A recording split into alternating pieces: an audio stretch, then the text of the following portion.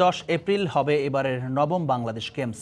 বঙ্গবন্ধুর জন্মশতবার্ষিকী উপলক্ষে আয়োজিত এবারের আসরের নাম দেয়া হয়েছে বঙ্গবন্ধু নবম বাংলাদেশ গেমস। প্রধানমন্ত্রী শেখ হাসিনার আসরের উদ্বোধন করার কথা রয়েছে, জানিয়েছেন টুর্নামেন্টের মিডিয়া কমিটির চেয়ারম্যান রাজীব উদ্দিন আহমেদ চপল। বিভিন্ন ফেডারেশনের জাতীয় চ্যাম্পিয়নশিপগুলো বাংলাদেশ গেমসে অন্তর্ভুক্ত করা হবে কিনা এ ব্যাপারে পরবর্তী সভায় সিদ্ধান্ত হবে বলেও জানান তিনি। বাংলাদেশ গেমস দেশের অ্যাথলিটদের জন্য নিজেদের প্রমাণের বড় মঞ্চ।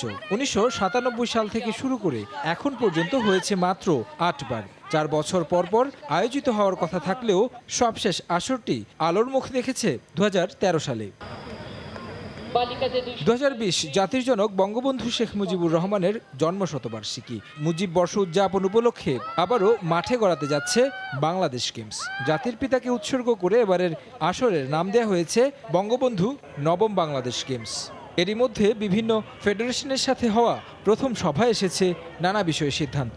সব সম্মানিত সাধারণ সম্পাদকদের বিভিন্ন ফেডারেশনের আহ্বান জানিয়েছিলেন আজকে আসার জন্যে, যে আমরা নবম বাংলাদেশ গেমস করতে যাচ্ছি।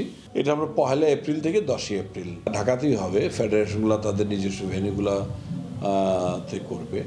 শেষবারের মতো 31টি ডিসিপ্লিন নিয়ে হবে বাংলাদেশ গেমস, তবে খেলাগুলো অনুষ্ঠিত হবে ঢাকায়। গুঞ্জন রয়েছে বিভিন্ন ফেডারেশন তাদের জাতীয় চ্যাম্পিয়নশিপ আয়োজন করতে চাচ্ছে বাংলাদেশ গেমসের মধ্য দিয়ে। অলিম্পিক অ্যাসোসিয়েশন অবশ্য এ ব্যাপারে এখনও সিদ্ধান্তে আসেনি। আসরের উদ্বোধন করার কথা রয়েছে প্রধানমন্ত্রী শেখ হাসিনার। আমরা আশা করব যে আমাদের মাননীয় প্রধানমন্ত্রী এখানে প্রধান অতিথি হিসেবে উদ্বোধন করবেন। 31টা ডিসিপ্লিন নিয়ে হবে, এতটুকুই প্রাথমিক সিদ্ধান্ত হয়েছে। বাংলাদেশ গেমস এখন ন্যাশনালের সাথে কতটুকু সম্পৃক্ত হবে এটা সিদ্ধান্তের ব্যাপার আছে। এটা 20 জানুয়ারি যেটা আমরা বলেছি নির্বাহী কমিটির সভায়, সম্পূর্ণ সিদ্ধান্ত তখন আমরা জানতে পারবো।